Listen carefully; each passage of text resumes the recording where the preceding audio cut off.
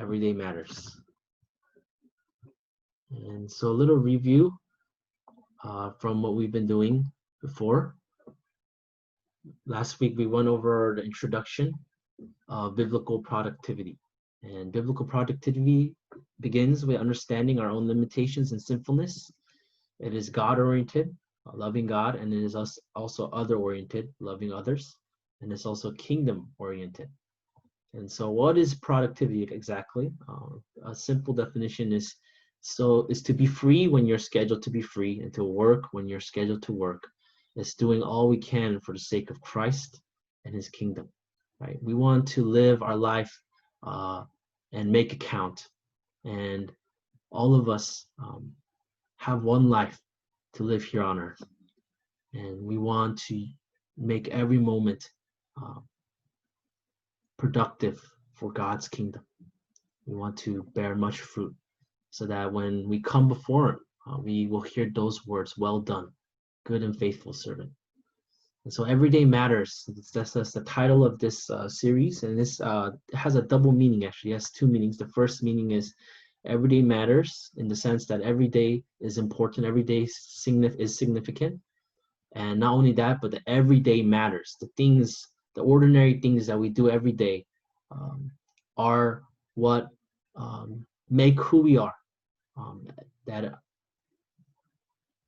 Over time, over the long haul, what you do on a daily basis, your daily routines, these are the things that will lead to reaching your goals.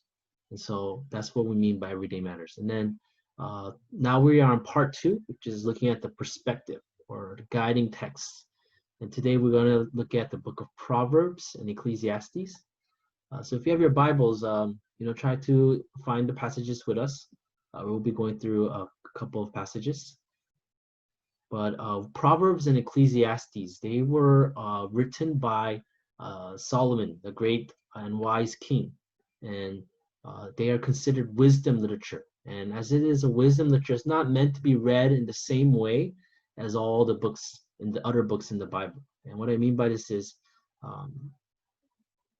wisdom is a skill for living in a God-honoring way. And wisdom is more than knowledge. It is applied knowledge. It is what it looks like to love God and our neighbor in our everyday life. So the book of Proverbs and Ecclesiastes, they're not meant to be read in the same way as you would read maybe the book of Matthew or book of John or the book of Genesis, right? It's not a story. It's not a narrative. It's not a promises, but these are wisdom or principles that we are to live by in order to love God and to love our neighbor. And so wisdom is not just knowledge, but it is applying or knowledge in real life, right? How does knowledge get applied to real life? And so the starting point in understanding the book of Proverbs and Ecclesiastes is the fear of the Lord. Fear of the Lord is the starting point. It's the beginning of knowledge, and fools despise wisdom and knowledge. So what does it mean to fear God? We need to fear God, and that is seeing God for who he is and responding in a reverent or respectful, affectionate, humble obedience, right? So if we summarize the book of Proverbs and Ecclesiastes and what they say about the Christian life, in one sentence, it's this: Proverbs deals with applying the law of God in daily life, and Ecclesiastes wrestles with the purpose of life. And in these two books, we get to see a very well-rounded foundation for biblical productivity, right? It's important to see how God teaches us to live each and every single day of our life, but it's also important to see the big picture of why it matters. Why should we work hard? Why does it matter that we work hard? Why does it matter that we live each day applying God's word to it? So we're going to look at the first book, the book of Proverbs, which is practical wisdom for which rich life, right? And so the treasures of wisdom in the book of Proverbs chapter 3 tells us that blessed is the one who finds wisdom, right? For the gain from her is better than gain from silver, and her profit better than gold. She is more precious than jewels. Nothing you desire can compare with her. Long life is in her hands. In her left hand are riches and honor. She is a tree of life to those who lay hold of her. Those who hold fast to her are called blessed. So the book of Proverbs begins by telling us, or telling the reader, to pursue wisdom like a treasure, to seek wisdom like a treasure, because the one who finds it finds something that's better than gold, that's better than any treasure, uh, because this kind of treasure called wisdom leads to a long life, it leads to riches, right? It leads to fruitfulness. And so, like I said, again, this is not promises, right? It's not saying if you have wisdom, automatically you're going to get these things, but it's saying generally, if you live like this, right, you will be blessed generally, right? It's not promises, it's not um, commands, but these are uh, words of wisdom of how to live our life in a way where we are productive and fruitful for God's kingdom, where we love God and our neighbor. And so Proverbs is showing us what does it mean to love God, love our neighbor? What does it look like in our daily life, right? Um, so it's not telling us promises like this is guaranteed, this is what happens if you do this and that. And so rewards of diligence, right? The biblical word for productivity, right, is diligence, right? Diligence is the word that Proverbs used to describe the person who is wise, the person who has wisdom, the person who fears God. They live in diligence, in hard work, right? And so the Lord does not let the righteous go hungry, but he thwarts the cravings of the wicked. So if you're hardworking, if you're diligent, you're not going to go hungry. Uh, a slack hand causes poverty, but the hands of the diligent make rich. He who gathers in summer is a prudent son, but he who sleeps in the harvest is a son who brings shame. So it tells us you got to work at the right time. If you're wise, right, if you have wisdom, you're going to work at the right time in the summer so that you won't go hungry. And if you're diligent, right, you will be rich. But if you don't work, you're going to be poor, right? So this is general wise principles to live by, right? It's a general principle. If you don't work, you're going to be poor. If you work hard, right, chances are you're going to profit from it. There's going to be great benefits to your work. And so the rewards of diligence also are that those who work their land will have abundant food, right? You will have the food so you won't go hungry, but those who chase fantasies will have their fill of poverty. For if you're only just fantasizing, oh, I want this millionaire life, but you don't do anything, you don't do any hard work, you're never gonna get there. You guys seen the movie Princess and the Frog? I don't know if you guys seen it, but in this story, the princess, right? Her name is Tiana, I think. And what she does is she has a dream to have a restaurant, have her own restaurant, but she doesn't just dream and fantasize about it, but she works hard every single day of her life so that she saves up so that she can reach her dream one day, right? And so um, one who is slack in his work is a brother to one who destroys. Meaning if you don't do your work, you also don't love your neighbor. You destroy. You do the opposite of loving your neighbor when you are being lazy, right? Do you see someone skilled in their work? They will serve before kings.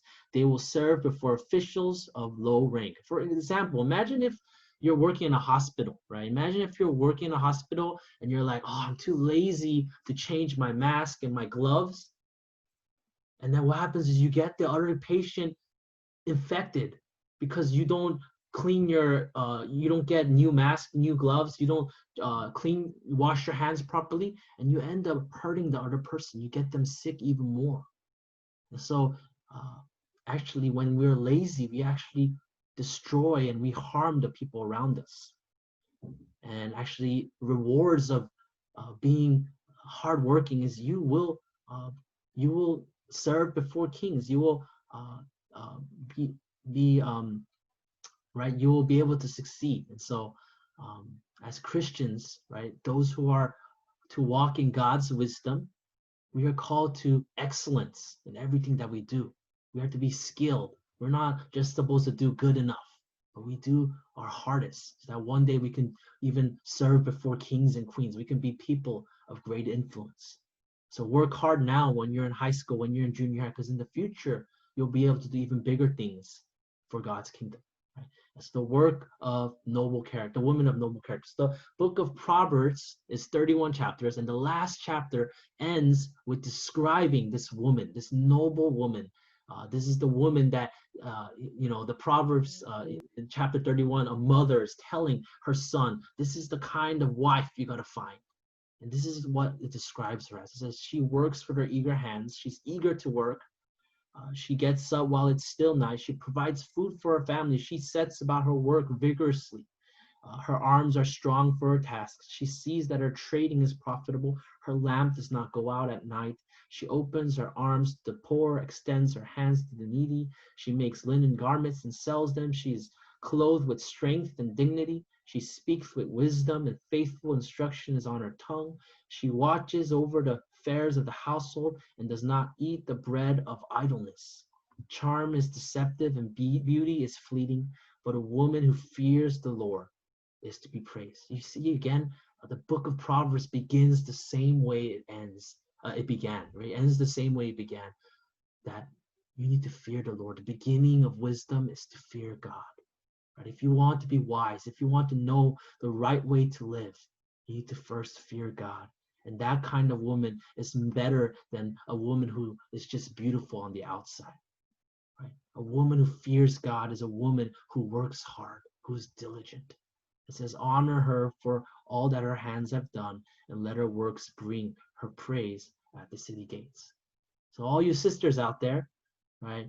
You guys thinking, what kind of woman should I be?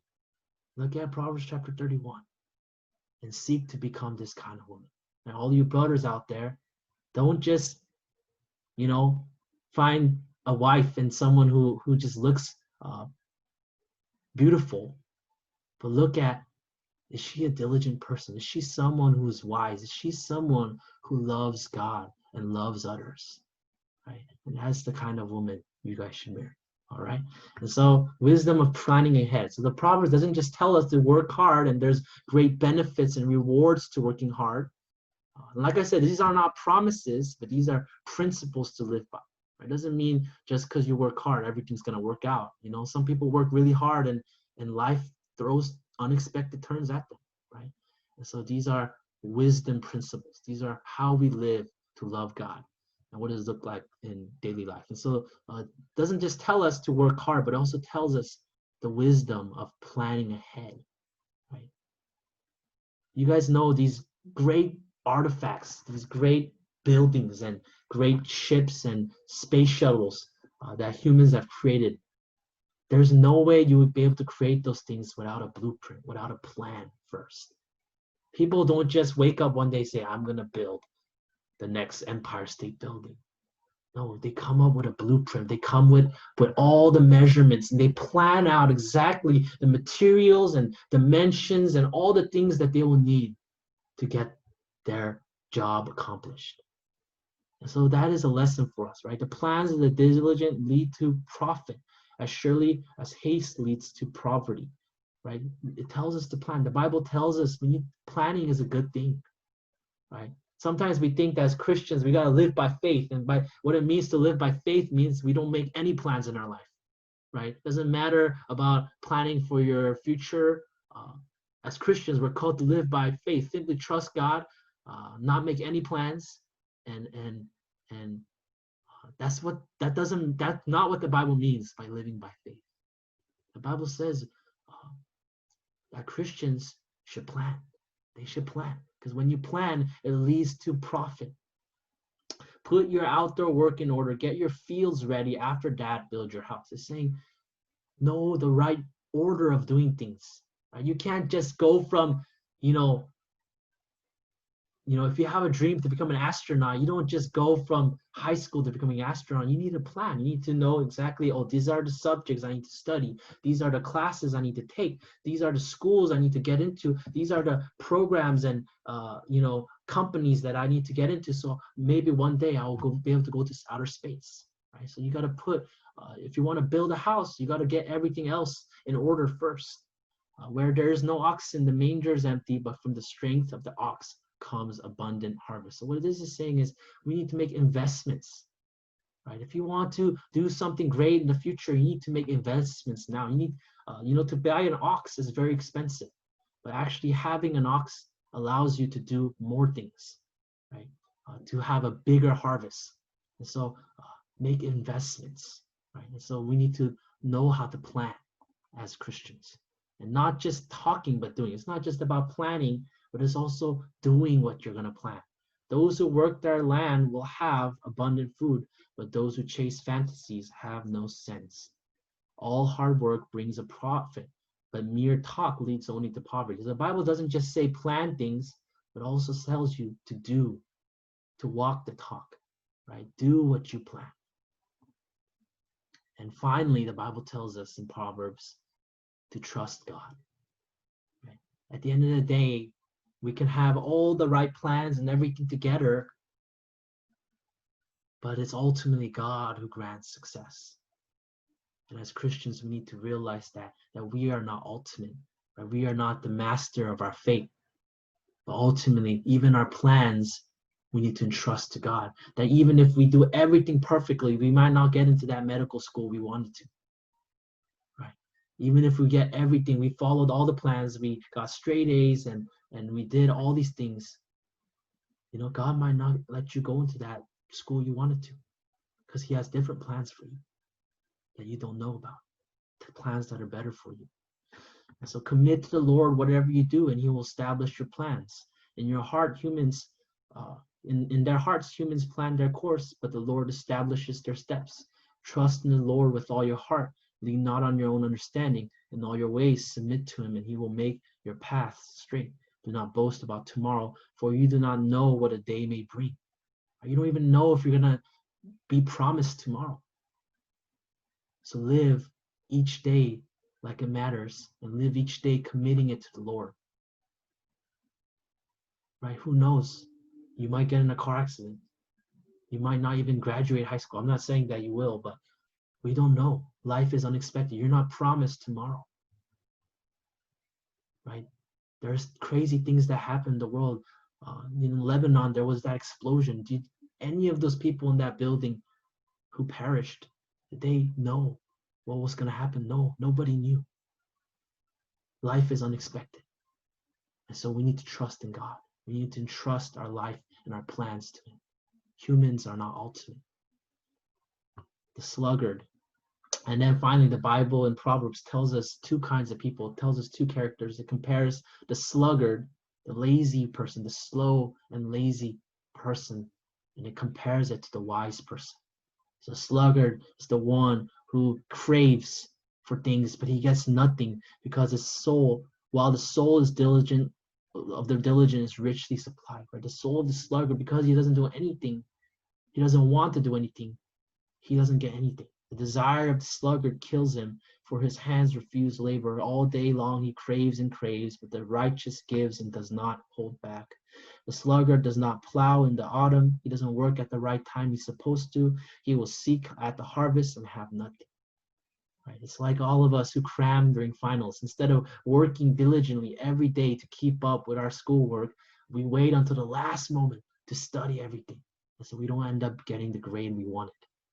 Like vinegar to the teeth and smoke to the eyes, so is the sluggard to those who send him, right? The sluggard, someone who's lazy, is a stench to those around them, right? Because they're not productive. They don't help anybody, right? All they do is leech off of others. And so if you want to be a blessing to the world, you can't be lazy. Do not sleep or you will grow poor. Stay awake and you will have food to spare. If you want to be able to help people, you got to first take care of yourself. You got to take responsibility for yourself first. So the Bible tells us these things, these wise principles to live by. Warnings to the sluggard. I passed by the field of the sluggard. So this is what the sluggard's field looks like. By the vineyard of a man lacking sense, it was overgrown with thorns, and the ground was covered with nettles, and its stone was wall was covered, broken down. And I saw and I considered it, and I looked and received instruction, a little sleep, a little slumber, a little folding of the hands, and poverty will come upon you like a robber, and want like an armed man. So the sluggard, his field that's supposed to provide food for him, because he hasn't taken care of it, all there are is thorns.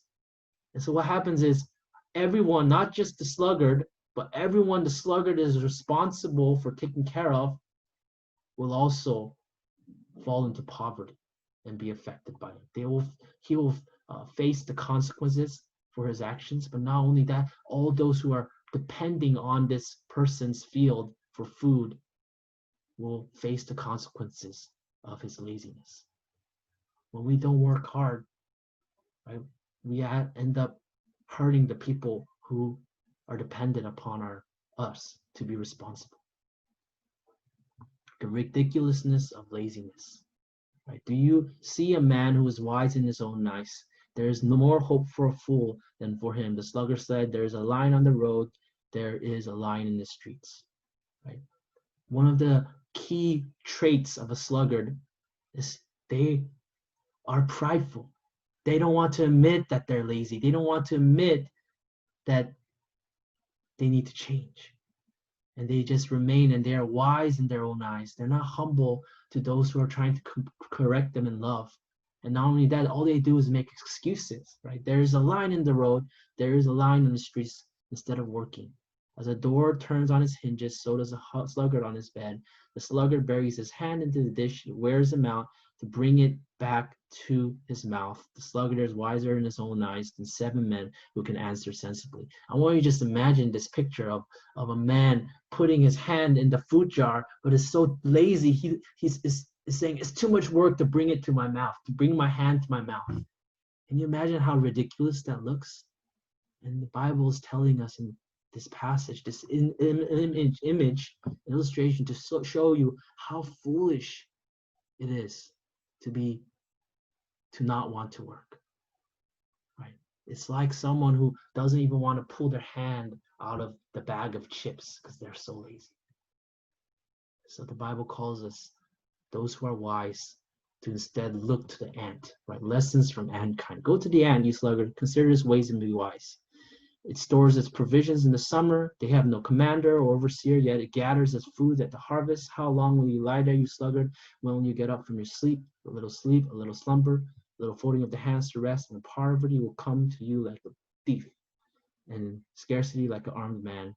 Ants are creatures of little strength, yet they store up food in the summer. Right? Ants are hardworking. Right? They do their work when they need to, so they will not starve in the winter. They don't have a commander, but they are working so orderly, and they work together. So the implications of Proverbs. What should we learn from the book of Proverbs? It says, embrace hard work. Don't be deceived into thinking you can shirk work and not face negative consequences. Right? There are consequences to our laziness. Right?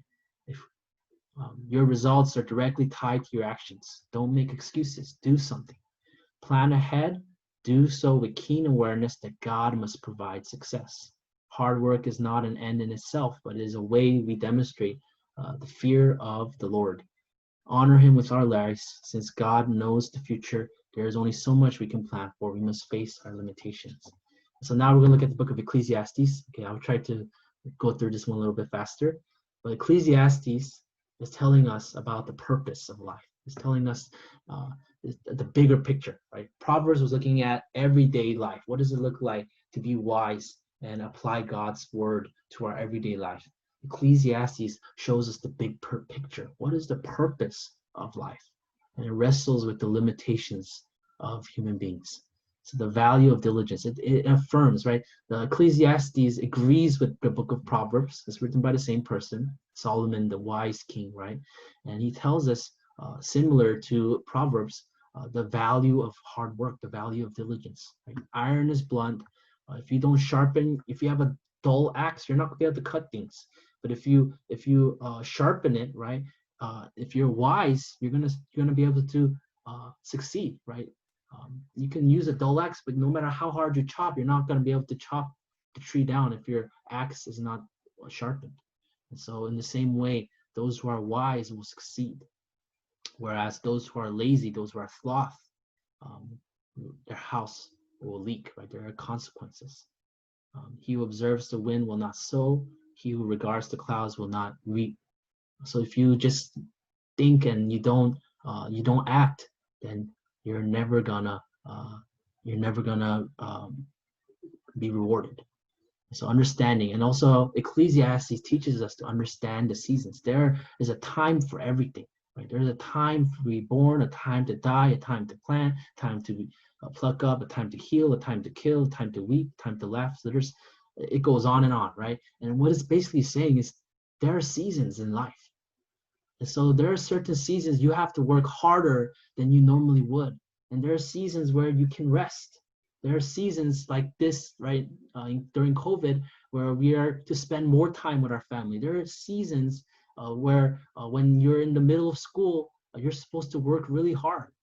For example, I have friends who are going into medicine, right? I keep bringing it up because medical doctors to go into it, it's very hard. It takes a lot of hard work, right? I know a lot of you guys want to go into the medical field, some of you guys, but to go there, it's not easy. You need a lot of hard work. And so when I asked them, like, why don't you hang out with like the most people? Why don't you take a break? They go like, I want to work hard now. So in the future, I will actually be able to do what I want to do. I can really serve and help people in the way that I want to. And so sometimes you have to make sacrifices. And it's not saying that this is how this is the level of intensity and hard work you're gonna work for the rest of your life. But the work you put in during that season will be able to, in the next season, you'll be able to enjoy the rewards of it. And so, don't understand the season of life you're in. And in that season, if it's a season where you're supposed to be diligent, you're supposed to give your all, maybe sleep less than you normally would, then maybe that's the time. And there's also seasons where you are also have time to rest, time to reevaluate your life, time to spend more time with your loved ones. So the sleep of a laborer, right? There's nothing sweeter than after a day you worked really hard. Right? I don't know if you've ever had that kind of sleep before, right? When you sleep after a full day of good, productive day, right? There's nothing like that kind of sleep. And so the Ecclesiastes tells us, work hard when you are called to work, but also rest, right? It's important also to know when you're supposed to rest. God didn't create us to be working machines who never rest, right? God created us as human beings with limitations. Right? Even God rested on the seventh day so that we would follow that pattern. And God tells us that even when we're sleeping, He is at work. And so we can trust and sleep knowing that God is still at work even when we're resting. Right? Some people are so anxious, they're workaholics, right? They can't stop working. Working becomes their idol, right? If they're not working, right, they feel like right, they're not living. But the Bible tells us you also need to know when to rest. And so how should we live then? We should live enjoying life with others, right? Enjoying life with our families. And we should do everything we do with all our might. Why? Because we don't know when life will end. We don't know when we will die, right? Life is uncertain. We don't know when it will end. And so we need to live each day to the fullest. And this is the words from the man who had it all, right? King Solomon, he did great things. He built great buildings. He was successful. He had all the possessions. He had all the gold and silver in the world. He was one of the wisest men who ever lived. Whatever he wanted, he didn't not get it, right? He kept his heart from no pleasure. And I consider, after all this is the conclusion that the King Solomon says. He says, I consider all that my hands have done, the toil and expending and doing the hard work, and behold, all of it was vanity. Right? Vanity, the word for emptiness. Right? It was all meaningless. Striving after wind, there was nothing to be gained under the sun. Right? This is kind of depressing to hear, right? And so Ecclesiastes, Solomon is saying, yes, hard work is valuable, wisdom is valuable, but in the big grand scheme of things, why does it matter? Right? What is the point? Right? He says, I turned to consider wisdom, madness, and folly. I saw that there's more gain in wisdom, right? Wisdom is valuable than, because it's better than walking in darkness like a fool. But what happens to the fool will also happen to me, right? There is no difference. Both the foolish person and both the wisdom, wise person, we're all going to end up in the same place. We're all going to end up in the dirt where we all came from. We're all going to die. For the wise as the fool, there is no enduring remembrance, seeing that in the days to come, all will have been forgotten. How the wise dies just like the fool. Right? So in light of all of the big picture, right, it's important to work hard, but if you don't have the big picture and the big purpose, then hard work becomes meaningless. It becomes empty. Is hard work even worth it? It says, I hated life because what is done under sun was grievous to me, for all is vanity, striving after wind. I hated all my toil in which I toiled under sun, for I must leave it to a man who will come after me. Must I leave everything to be enjoyed by someone who did not toil for it? What has a man from all the toil and striving of heart which he will toil beneath the sun? For all his days are full of sorrow, and his work is vexation. What does a man gain by all the toil in which he toils under the sun? In the big picture, right, all of us are going to die. All of us will one day be forgotten. So what's the big point? What's the point of our hard work? And so Ecclesiastes opens the eyes of the reader in wisdom, right, to our limitations. That yes, we can work hard, we can be the most successful person, we can reach all our goals. But at the end of the day, if we are missing the big picture, if we're missing the reason why it matters at all, then all of our work will be meaningless. It won't matter. It says much study. You can know, you can be wise, you can be the smartest person in the world, but all it does is make you more weary in the flesh. It makes you more jaded by life. And nor will there be any remembrance or later things yet to be among those who come after. You will all, everything that was will all be forgotten eventually. Then I saw all the work of the God, that man cannot find out the work that is done under the sun. We don't know anything about the future, right? We don't know anything that happens. We can't find out everything, right? You do not know the work of God who makes everything. In the morning you sow, and in the evening you withhold out your hand, for you do not know which will prosper, this or that, or whether both alike will be good. You can put in all the hard work, but the results you don't know, right? You can work your hardest. The results are ultimately up to God. So similar to Proverbs, it tells us about our limitations. And so what are we to do? How do we get the right big picture? So the first thing he tells us is to remember your Creator. Right? In your hard work, don't just be focused on working for the sake of working, but remember your Creator in the days of your youth, before the evil days come, because man is going to his eternal home. We're all headed for a final destination, whether in heaven or in hell. And so remember God. That's the most important picture. If you want the big picture, you got to remember God. Because at the end of the day, we will all return to the earth, right? We will all return to the grave. And the spirit returns to God who gave it. So it tells us to remember God, and it tells us to enjoy God's world while we're here. While we're here on this earth, there's nothing better for a person than he should eat and drink, find enjoyment. Right? God's not telling us not to enjoy life. We should enjoy God's creation. From apart from him, we should enjoy the work that we do.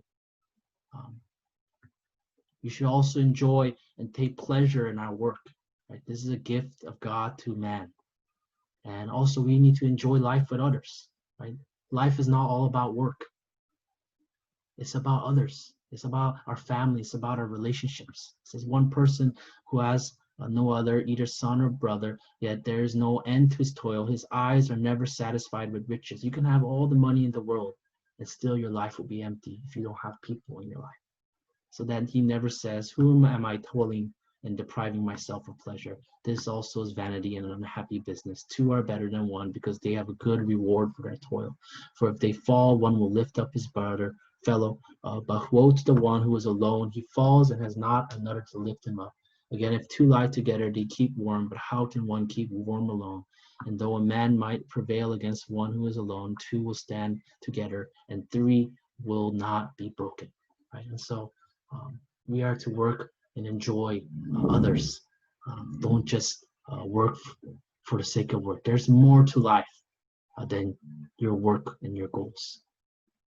So fear God. So don't just forget about God. Remember God, but also remember to enjoy God, what God has given you. Remember to enjoy the people around you. If you want to make your work meaningful, if you want to have the big picture right, why we should work hard. And finally, we need to fear God. It says, God is the one who makes the path straight, right? Who can make the straight what he has made crooked? But God is the one who determines everything at the end of the day.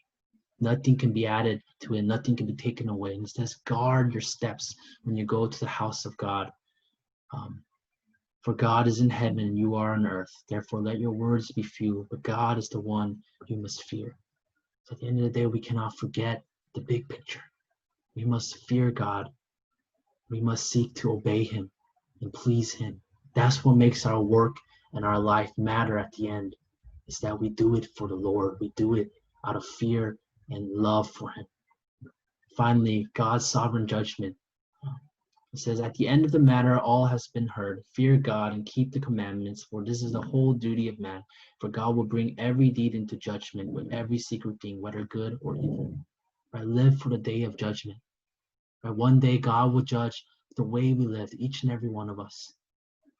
Right? Even Christians. Right? Of course, Christians will not go to hell because Jesus has taken the punishment for their sins. They will go to eternal life. But God will still judge all of our life, how we lived, were we faithful. So on that day, if we don't want to be ashamed, live each day. Every day matters. Right? And so don't forget the big picture. That's what Ecclesiastes is telling us. It's telling us life is much more than work. God has given us a wonderful world and people to enjoy. We should live to the fullest. There's much we can do, but more yet than we cannot do. The answer is to live in light of the guiding hand of God. So finally, I'm going to read us a poem. This is a famous poem from William Ernest Henley, and this is something that he got wrong, right? He says, it matters not how straight the gate, how charged with punishment the scroll. I am the master of my fate. I am the captain of my soul. And for the Christian, yes, we need to take responsibility for our life. We need to be diligent in our daily life. But at the end of the day, we are not the master of our fate. We are not the captain of our soul. It is God. And we must fear him. We must live in obedience and love for him. So conclusion of the wisdom books. We must labor to be fair and work hard, for this leads to great reward. At the same time, we must be aware of our limitations and finitude, not be deceived into thinking all efforts are ultimate. And so next week, we'll be looking at the New Testament. We'll be looking at Apostle Paul and continuing to get a perspective of what does the Bible say of living a productive life. And so that's our conclusion, and I hope that was helpful.